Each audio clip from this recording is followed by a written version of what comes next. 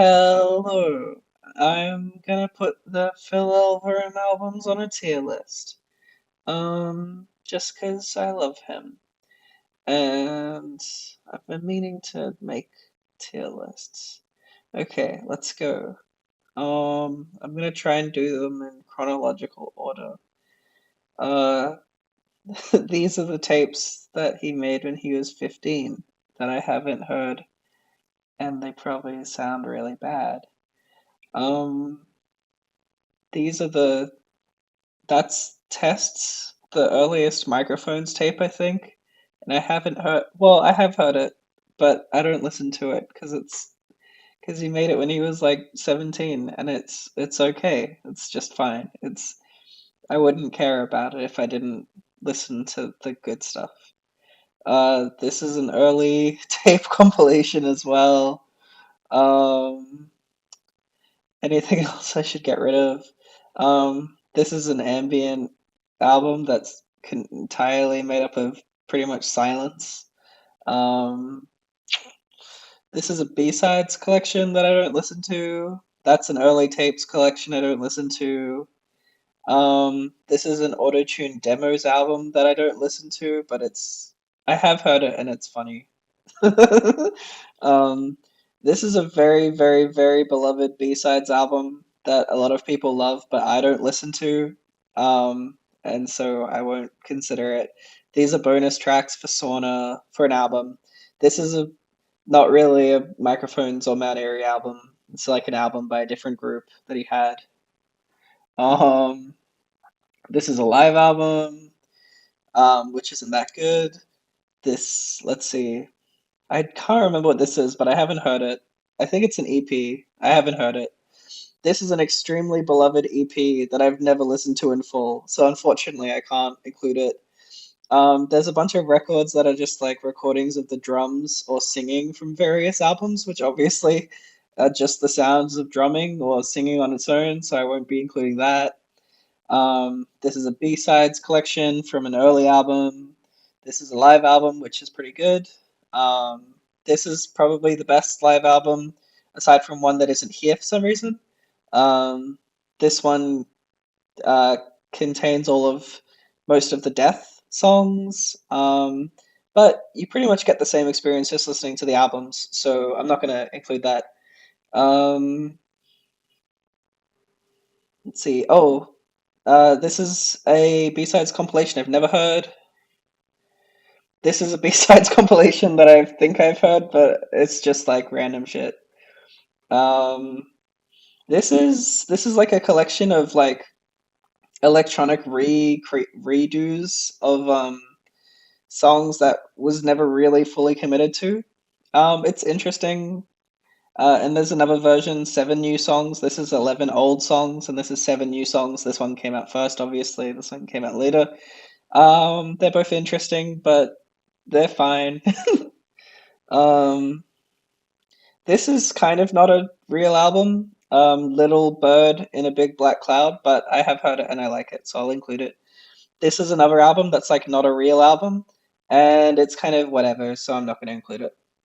Okay, so these are all the actual studio albums plus Little Bird and um, the Mount Erie Part 6 and 7 EP.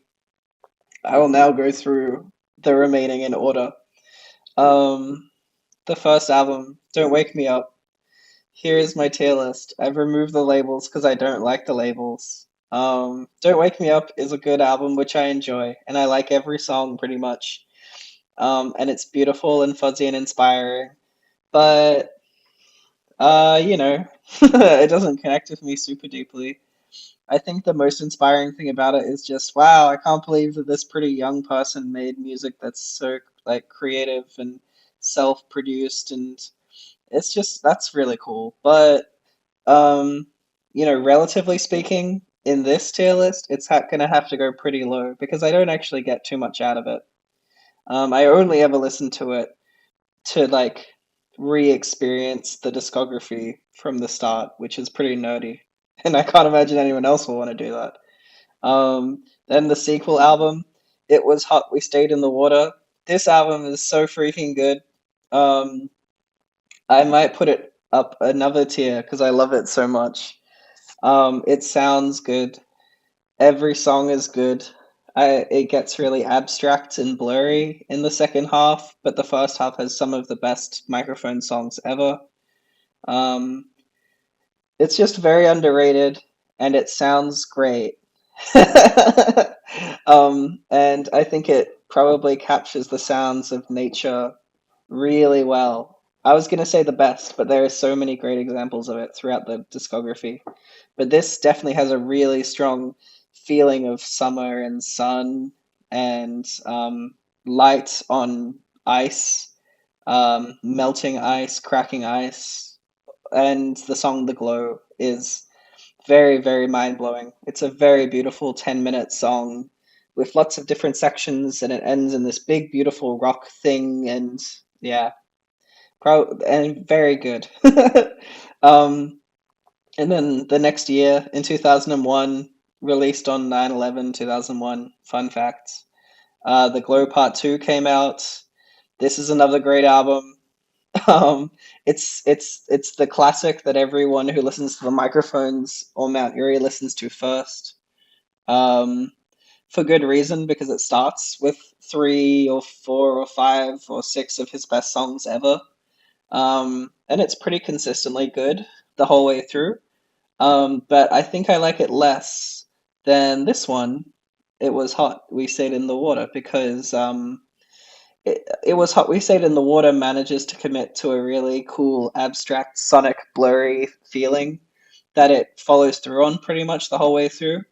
Whereas I feel like the Glow Part 2 is a little more song focused, and not every song is a winner. Um, and also, I'm just a less angsty person than I used to be when this was my favorite album ever in the whole world. Um, so I no longer fully relate to the people that say that this is the greatest album ever made. But, relatively speaking, it's probably the greatest album ever made, like, compared to Drake or something, or something like that.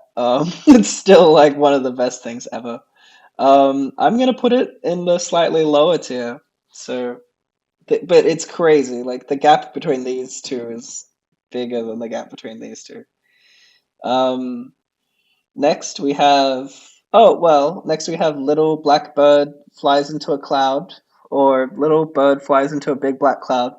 Um, this is a goofy little album. It's not goofy. It's really sad. The vibes are really sad. It seems like he made it in an afternoon. It's just him and a piano and an organ, and there's some like poetry readings, and it's very good. I find it more emotionally compelling than "Don't Wake Me Up" because I guess I know the feelings that it's coming from a lot deeper, and it's connected to the Glow Part Two kind of. And it has versions of songs that I really like on the Glow Part 2 and on the following album. So I would probably listen to this before I listen to Don't Wake Me Up. But it's not like amazing. It's not the best thing ever. Let's see. Okay, Mount Erie, the album that he released under the band name The Microphones, but it's called Mount Erie. And then after he released it, he decided to change the whole band to the name Mount Erie. This is probably like best album by the Microphones. Um, I feel like there's a solid middle ground between the blurry abstractness of like the second half of It Was Hot We Stayed in the Water, like using these just like pure instrumental vast ideas that don't have like a song attached to them necessarily, but using them to string together all of these wonderful little songs and to make these very small songs into much bigger songs. Like the first track on Mount Erie is called "The Sun," and it's 17 minutes long. But the song part itself could probably just be like a 3-minute song if he wanted to on like acoustic guitar. But there's just so much surrounding it and bringing it to life and giving it this beautiful context and the whole album plays out like a kind of like a weird musical. Very, very, very, very, very inspiring for me. I love how much it feels like it's just kind of a composition rather than a set of songs. And it's just a great album listening experience. And it's got a couple of my favorite songs of all time on it. I would say the Sun is the first song is definitely one of the best songs by Phil, and Solar System is one of my legit favorite songs of all time, just because it's like actually catchy but still fits into this beautiful vibe. There are moments in the third track which are among my favorites, favorite music that he's ever made. And then there's the big black cloud will come crescendo in the fourth track, which um, is again one of my favorite pieces. My legit definitely a top 10 moment in music for me. Like if that was a song on its own somehow, that would be like one of my favorite microphone songs ever, easily. But this is an album where every song is kind of like three songs stuck together, and other parts of that song are really weird and different, so I can't really say I love the fourth song as a whole. And then the fifth song is great. Anyway, I don't need to get into like every track, but this is just an amazing album and an amazing artistic achievement, I think. And like it's just so impressive that all of this was done over the course of just a couple of years, really. Um, anyway, after that period, he was really sad. So Don't Wake Me Up is kind of a breakup album. It Was Hot We Stayed in the Water is kind of like a Oh I'm in Love Again album. The Glow Part 2 is like oh it's another breakup album. And then Mount Eerie is sort of an album about it's hard to say how personal it is because it's really like an album about trying to face death and trying to be okay with dying. But it also seems like an album that's very it's the kind of thoughts you'd only have if you're really sad from a breakup, I guess, is how I kind of tend to interpret it. And then after this, Phil Elverum, the guy behind all of these albums, went to Norway to be like even more sad and to experience a kind of like social death, like totally isolating himself. And I don't know if he intended to make music while he was there, but he did. The first album that he released after returning from Norway was No Flashlight in 2005, which was a few years after Mount Eerie. But um, the album Dawn collects all of the songs that he wrote in Norway and presents them in a very like unadorned fashion, just songs on acoustic guitar with nothing else, pretty much. So I thought I would go straight to that one since it's kind of like giving you the experience of like the Norway songs, which were written after Mount Eerie and before No Flashlight. At least I think. And I'm gonna put it at the like top of this tier, which by the way, only one album will go in the very top tier. So consider this the top tier basically.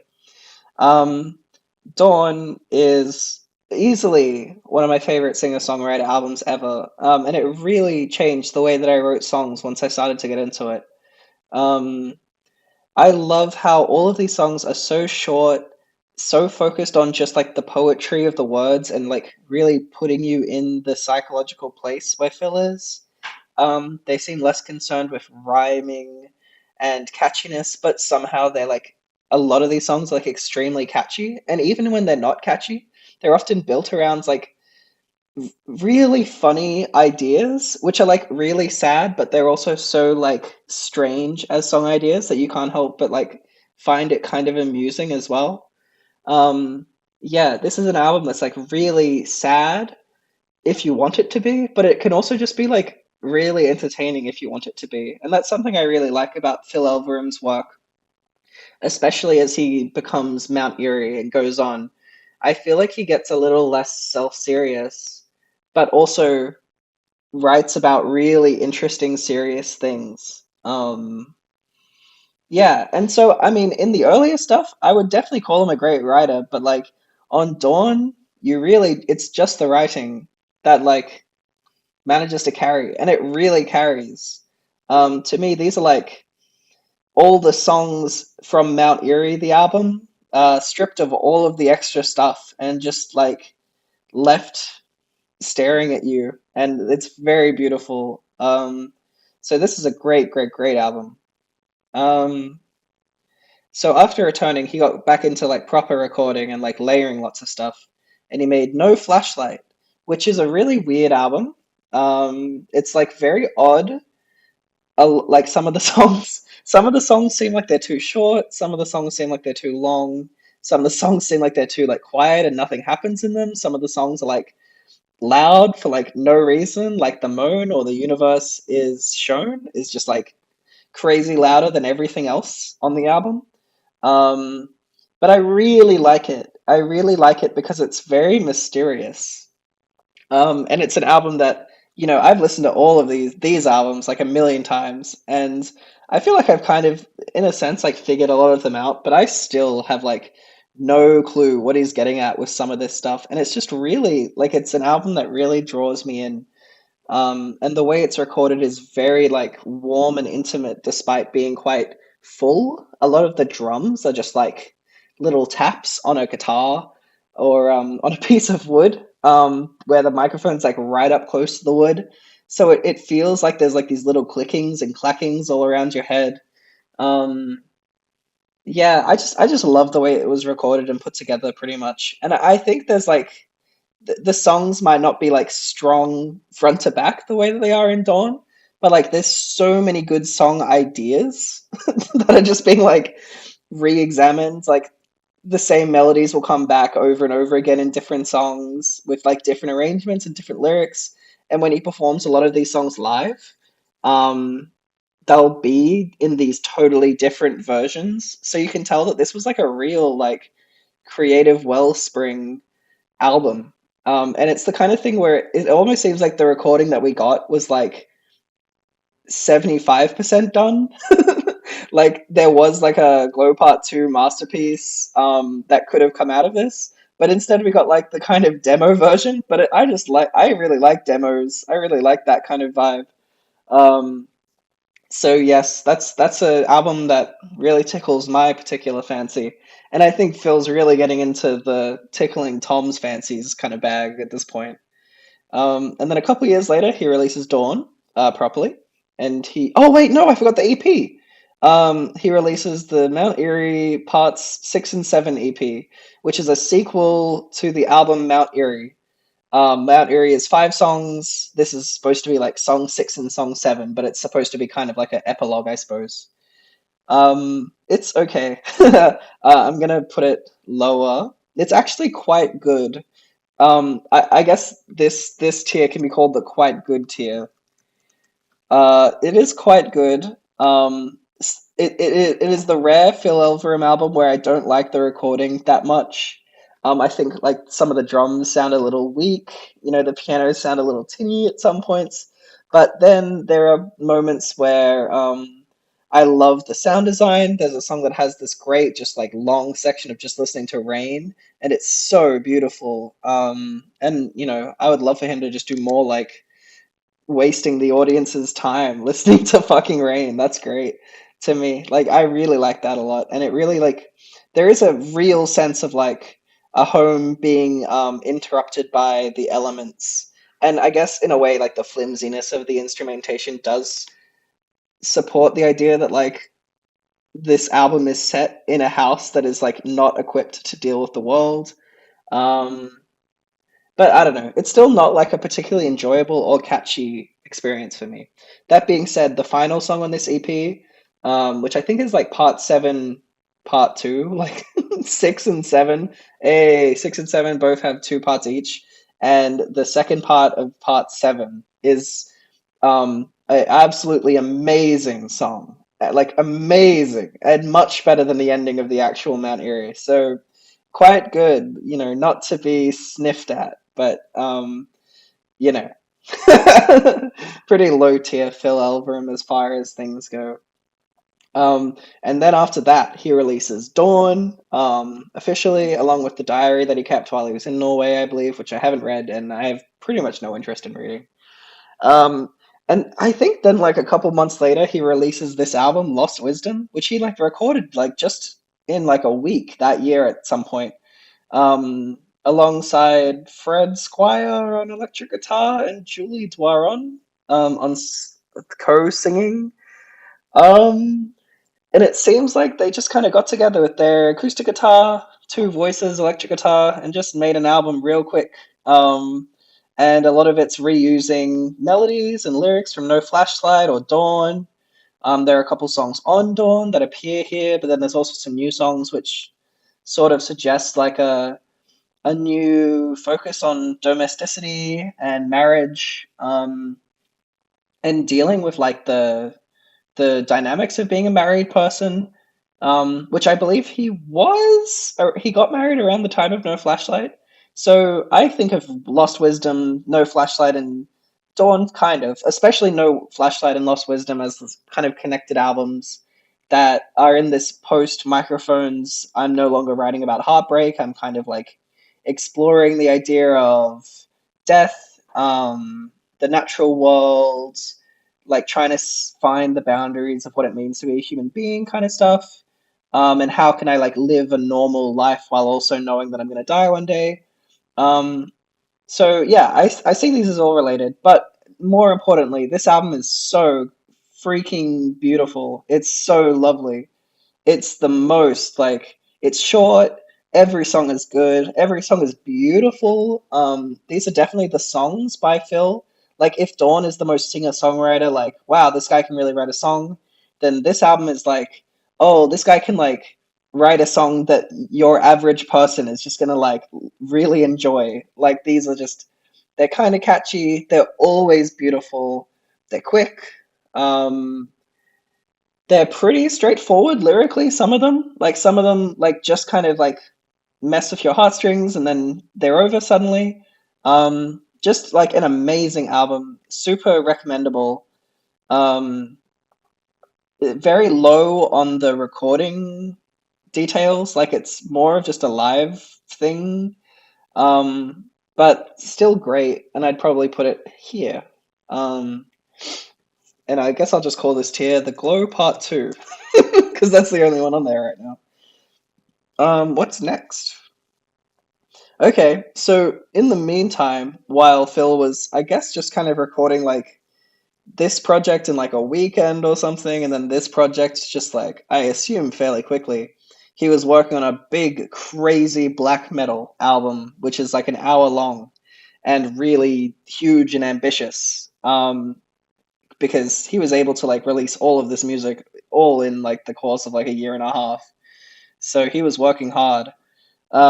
This album is very good and has great songs and is an amazing listen front to back, but it's not very catchy for the most part. And I don't listen to metal, so a lot of that stuff doesn't really appeal to me. Um, well, to a degree, I still can feel the weight of the guitars and be like, "Oh my God, that's sick." But it's just not my thing specifically. So, and I think if it was my thing specifically, this could easily be like my favorite Mount Erie album because it's incredible. It's so good. It's definitely really good. I'm very tempted to put it in the top tier because truly, like, there's nothing wrong with it. I'm gonna put it in the Glow Part 2 tier. So it is. It's still gonna be called the Glow Part 2 tier, but it now has a friend. And in terms of which one I prefer, honestly, right now, I think I'd rather listen to Wynn's poem. I think a lot of this just has to do with the fact that I listened to the Glow Part 2 so much as a kid. Anyway, moving on. So Wynn's poem sort of kicks off like a series of albums that all have pretty similar album art, like picture of nature, and then text on the front or in like the center or whatever, just like Wynn's poem. And all of these are kind of this album isn't a metal album. It's a lot closer to like a drony pop album. There's like a lot of very catchy songs on this album. A lot of really straightforward songwriting, some genuinely catchy songs. I would say this is like a fairly accessible listen if you're someone who's like doesn't need music to be like really loud and really like exciting. Like this is a pretty like chill, low-key album and it's still very like it's a lot more atmospheric than it is about songwriting, but it has some hooks and it has some great songs on it. Um and I think it's just generally like a easier listen and more structured version of Wynn's poem with fewer guitars as well. Um, I fucking love this album. It's not quite top tier for me, I think, because like when I look at like It Was Hot We Stayed in the Water as the lowest one in the above tier, to me that album is so free flowing front to back, so colorful, so dynamic, and just never less than really great.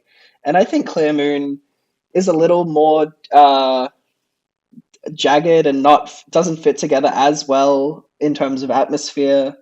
It more relies on the strength of the individual songs, and not every song is a total winner for me. The title track is like very cool, but I don't know if I'd listen to like all 7 minutes of it really. And I think Yawning Sky isn't like a crazy outro for me. Um, but I love Lone Bell, and I love Through the Trees Part Two, and I love The Place I Live, and House Shape is one of my favorite Mannery songs ever. So still very good album. Um, and notably, it's only like kind of like 7 or 8 songs, with some interludes, and I think that's because it's kind of the first half of a double album. And this is Ocean Roar, which was released later that year as the sequel slash part two to Clear Moon. It's a lot heavier. It's a lot more Wind's poemy with like heavy guitars and stuff. And I don't like this album really at all. Uh, I'm probably gonna put it at the bottom of the quite good tier because it's pretty good. I like the first song. There's nothing wrong with it. I Walked Home Beholding is a great song. It has most of the good qualities of Wind's poem and Clear Moon, but I don't know. I've never wanted to listen to this album just for fun, and pretty much every other album I felt that way about, especially like from here onwards. So, um, let's just move on. I don't have much to say about it really. Okay, so a couple years later, he releases Sauna, which is a little bit in the same vein as Wind's Poem and Clear Moon. You can sense that, like, at this point in his career, he's starting to like settle into a groove with Mount Eerie. This is another album that has like some heavier songs, some more ambient stuff. There's a lot of long songs on this album. This is a pretty long album, actually. I think it's like 70 minutes long. um, the first song is like a 10-minute long ambient piece with like that's just one chord the whole way through. I think like the 10th song is like a 14-minute song that's like an incredible set of strange drones mixed with songwriting, mixed with like esoteric chanting. So he gets really weird on this album, but then like a few of the songs are just these like 2-minute pop songs, which Planets especially is his like maybe his best 2-minute song ever. This is a pretty inconsistent album, like relatively speaking, for how much I love it. Like for a song for an album that has like maybe like 4 or 5 of my favorite songs by him ever, then there's maybe like 4 or 5 songs that I think are pretty great, and then there's like 3 songs that are just okay. Um, so it's very like I'm torn between the middle tier and the upper tier, but I'm gonna put it in the upper tier, just above It Was Hot We Stayed in the Water, because I just love the best songs on this album so much. And even though like the pacing is a little shaky and it kind of goes from style to style, I just feel like there's like a really special, unique magic to this album that I don't really see anywhere else. And I think part of this is just because I've invested a lot of time into trying to love this album. But the time paid off. Like I love this album. I think it's really great. It's definitely one of the Mount Eerie albums I would save if like they were all like I would definitely save this album before I would save Clear Moon or Wind's Poem. Oh, that's fucked up though. The Glow Part 2 is so low on the list now. Oh well, oh well. So Phil's career, art, life totally changed. I don't want to get too parasocial about it. I don't know, but he definitely struggled after his wife, who he married around the No Flashlight era, and who he had a child with. She passed away from, I think, pancreatic cancer. Extremely sad, obviously. I mean, I don't. There's no, like, I don't know how I'm gonna summarize it or like just like speak to how awful that is. It's like the actual worst thing I could even possibly imagine happening to somebody. And it's crazy that it happened to someone who makes a lot of music about their life and expressing how they feel. And then Phil, rather than taking 10 years off to deal with that feeling, as I feel like a lot of people would, just, take a break because that's the most horrible thing that's ever happened to you. Instead, just like I think a year after his wife passed away, he released A Crow Looked at Me, which implies that he was writing these songs, in the weeks after she died, recording in the months after she died, and God, like putting in all the effort of designing an album cover and like doing all of these crazy things that you should not have to do after, a tragic, like a crazy, horrible event like that happens to you. But um, as terrible as it is, I'm really happy he did it because this is not only my favorite Mount Erie album, but it's my favorite album of all time. And I think it's incredibly unlikely that I'm going to come across anything which even like ties with this album. It's my favorite album ever, and I never recommend it to anybody because it's like you can't. It's part of the reason I love it is that you can't recommend it to someone. It's just not right. Um, why would anyone want to listen to this? It's folk music, I suppose. It's just singer-songwriter music, in Phil's kind of half funny, half sad style, but about this incredibly traumatic, horrifying event that happened to him. And it's written incredibly directly and honestly. Um, I assume, as someone who's never been in this situation, it feels extremely real and like it feels like very little was held back. It feels like, despite the fact that these songs are actually like deceptively catchy and well structured, and they're just never boring whatsoever. Nonetheless, it does feel very unwritten. Like it doesn't feel like it doesn't feel faked in order to be made into something catchy. Um, it's probably the rawest and bravest album ever released. It really reminds me of an album like Speeding Bullet to Heaven, or I can't think of another good example off the top of my head, but the kind of like artwork where you can tell the artist is really going through a tough time. But unlike most of those albums, which I tend to like those albums, but they tend to be very rough and sort of unpleasant to listen to just as music. Unlike those albums, this is like a legitimately incredibly well written album and like perfectly recorded, played. Like there's nothing about it that feels like, oh, we have to give it to the artist because they've been through a tough time. Like this is a great, great, great, great album that gives a completely unique insight that into death, into the scariest thing ever that like no other artwork has ever given me. Like no painting, no film, nothing has ever felt this real in art and this vital. Like it, like legitimately, I think this is the kind of thing that I would save. Like the album I would save out of all albums. Um, yeah, it's very good, very good. And then a year later, he released kind of a sequel, I guess. I believe this is supposed to be considered as a kind of part two. They're supposed to be taken together. And this is pretty much just continuing in the same vein. You can sense there's more distance. There's fewer songs. The songs are longer. Um, I think generally the songs aren't quite as good for me. Though I actually kind of like his long song approach that he's getting into here. I'm probably just gonna leave it down here. It's the kind of thing that makes you realize like there's a real lightning in a bottle quality to A Crow Looked at Me, where it's like you can't say everything went right because clearly everything went wrong. But in terms of the artistic creation, like it was just a perfect storm that created this work. And this doesn't have that same spark, but there's still a lot of really great stuff. I'm probably gonna put it like at the top of the quite good section.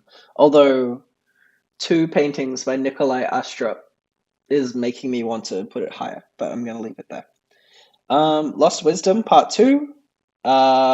He kind of makes another album sort of quickly, I believe, with Julie Dwaron again on co-vocals. This is an album released in the context of like him getting a divorce. I don't know. I don't want to get too contexty. This is a collection of really good songs about love and losing love and dealing with that. There's a couple of my favorite Mount Erie songs ever. Real Lost Wisdom, Love Without Possession. I really like Enduring the Waves and When I Walk Out of the Museum. Belief Part 2 is beautiful. Belief Part 1 is pretty cool. I always thought Widows was a little overrated, personally. Um, I think people were excited by that one because it has big drums, but it's still a good song. There are no bad songs on the album. It's pretty like lightweight, and I don't think the songs are consistently as brilliant as say the first Lost Wisdom or anything like that. I don't think the sound palette is quite as like entrancing either. Um, but it'll very happily go in the quite good tier. Probably below. No, probably below now only, but still very good. Um, okay, in 2020, he releases Microphones in 2020. He returns the Microphones name. This is a 44-minute album which contains one song, one very long song. And it's not like Bohemian Rhapsody where it's changing chord progressions every 30 seconds or whatever, or even every 5 minutes. This is pretty much just one chord progression for 44 minutes. And it's a simple chord progression. It's like two chords.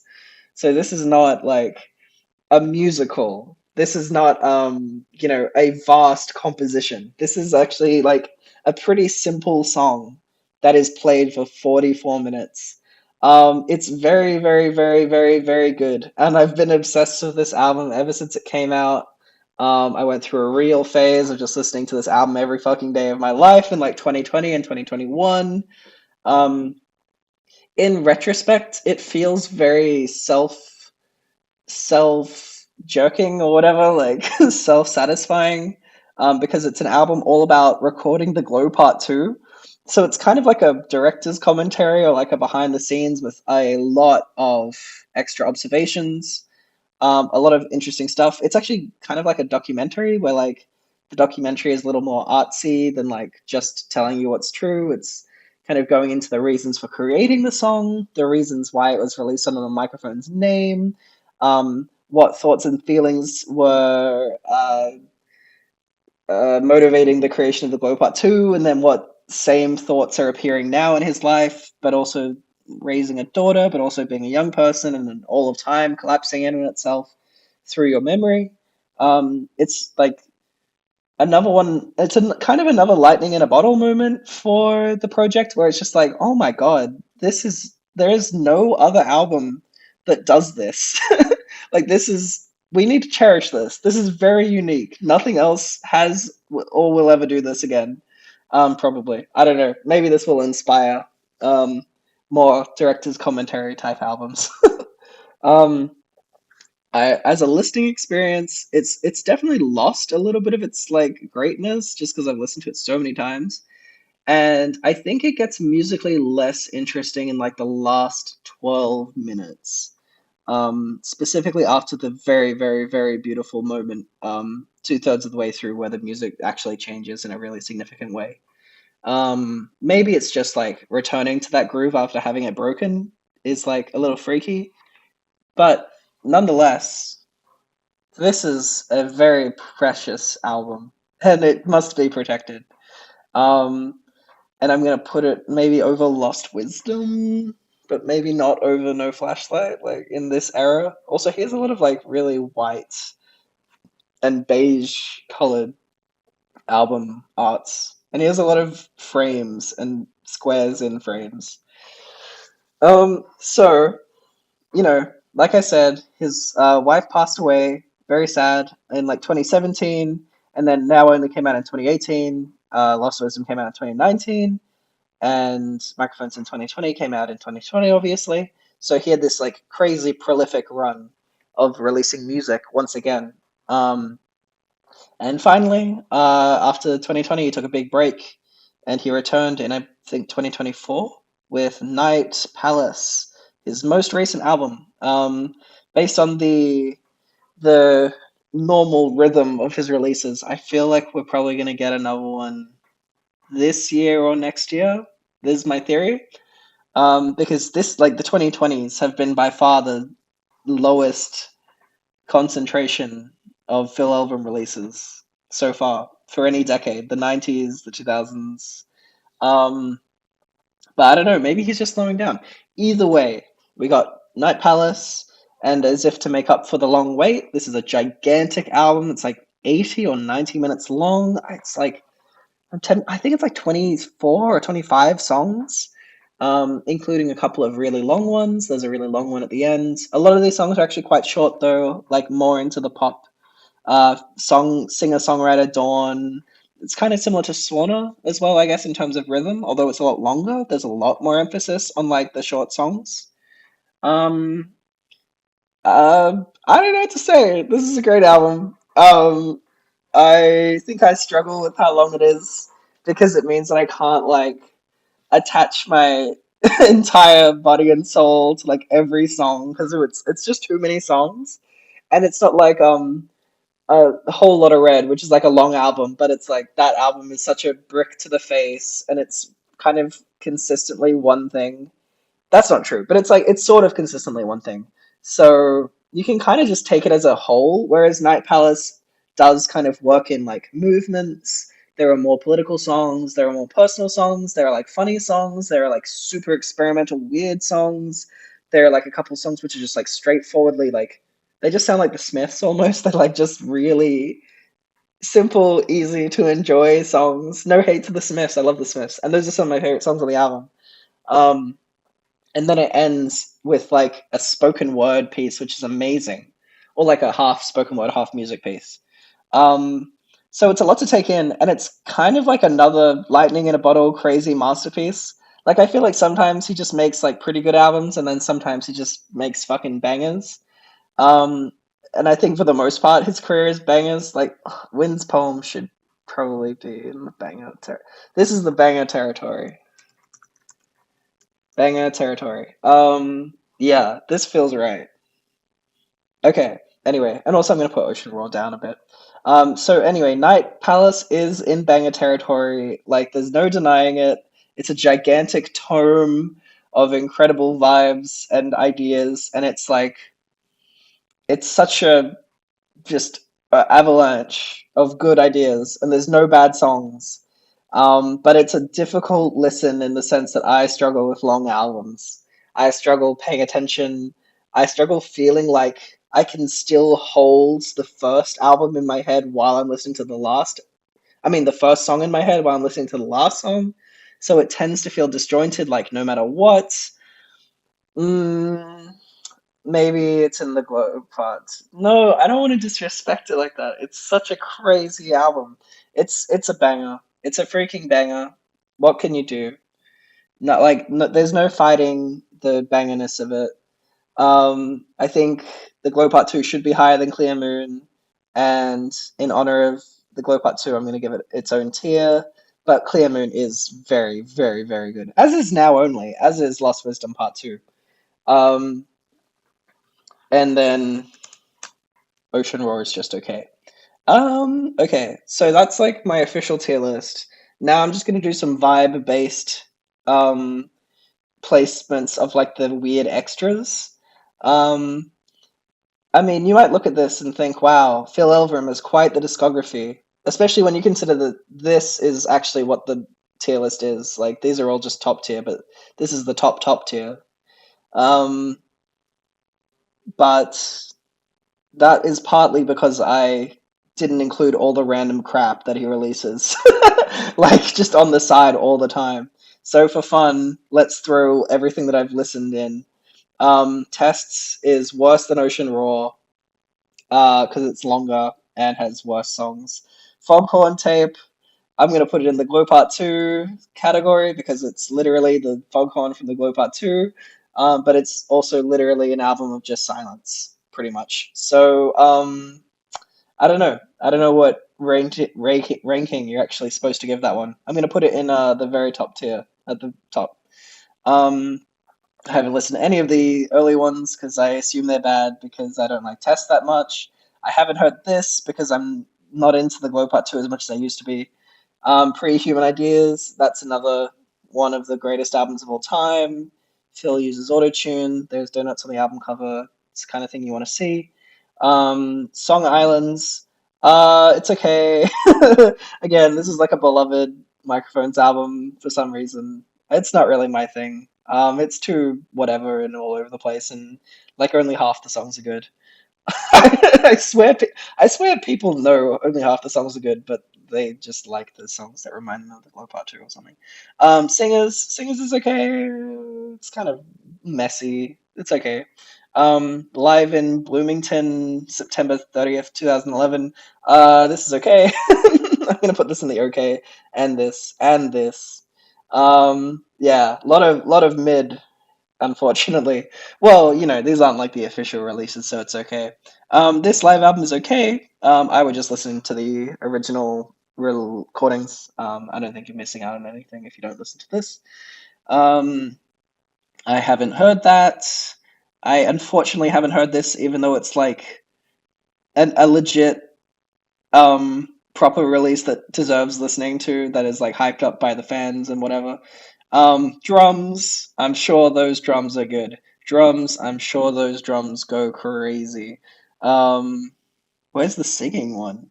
No. Oh, singing, I bet they sang real good. So that's gonna go. All of the drums albums are gonna go in the top tier, obviously, and better than A Crow Looked at Me, pretty handily, I would say. Window, I have heard this. I don't know why anyone would listen to it. It's got some cool B-sides and like it just has like the horns from one song or something like that. It's okay. Don't take this drinking that seriously. I'm sorry to all the Song Island lovers. Um, I haven't heard Song Islands Part 2 because I didn't like Part 1. I haven't heard these bonus tracks aren't even bonus tracks. They're like demos. Um, What's left? White Stag, I've heard once. It was boring. I'll put it at the bottom. Um, 7 new songs. I actually like this a decent amount, but it's not better than okay. I'll put it here. 11 old songs. This one is funny because it has the electronics and the bleeps and bloops, which Phil never really committed to. But I'd love to hear a whole album of it just for fun. I'm going to put it at the top, obviously, right under Pre-Human Ideas, which is his other electronic album. Blood, I have heard this once. I don't know why anyone would listen to it for fun. It's just a bunch of bullshit. Um, it's like the scrap recordings from the Glow Part 2. I don't know why anyone would listen to this, but I'm sure there are Blood fans in the world. After this is a live album that captures, gets all of the Crow Looked at Me Now Only things. I saw him live for a Crow Looked at Me and Now Only, so maybe that's why I just listened to this and I'm like, yeah, this is good. But I did actually hear this IRL, and I mean, I don't know, these just kind of sound like the songs off the album, but like with maybe like a worse recording. So. I don't know. I don't really care about it that much. I I don't like the feeling of putting Crow Looked at Me material like really low. I'm gonna leave it in the NA because I just can't judge that properly. And this is the Live in Japan album that he made like right before he went to Norway, I think, or like in the middle of his Norway trip or something. And it's quite good. There's a cool song called Universe Conclusion. And I think he premiered Great Ghosts, which is a good song. And The Blow Part 2 was there. That's Blow with a B. That's a good song. Blah, blah, blah, blah, blah. It's pretty good. So, as we can see, once we include the drums albums and the singing albums and the electronic albums, the top tier gets very busy because Phil is actually he's a pretty good songwriter, but he's actually a better electronic producer and he's a better singer and drummer just on his own. I think the other instruments really get in the way. So it's good to have all these albums out there. And then, Song Islands sucks. Everyone knows that. Yeah, all these albums are shit, mates. They're all fucking shit. I wouldn't listen to any of them. I wouldn't get along with anybody who listens to any of them. If you listen to this kind of shit, don't talk to me. But yeah, I'm gonna now get rid of them all so I can once again appreciate the greatness of this person's music. Blah blah blah. Okay, there we go. Musical, the greatest of all time. And I do feel like as I get older, I'm probably just gonna like love like Wynne's poem and Night Palace and Sauna and well, yeah, definitely those three. I'm gonna love a lot of these albums like as I get older, I think. As I listen to the ones he made when he was older, as I get older. And I'm really like he's not getting worse with time, so I reckon I'm gonna be like listening to 20 more years of great Mount Erie albums, assuming he lives that long, which I really hope he does. And that's it. Thank you for watching. Goodbye.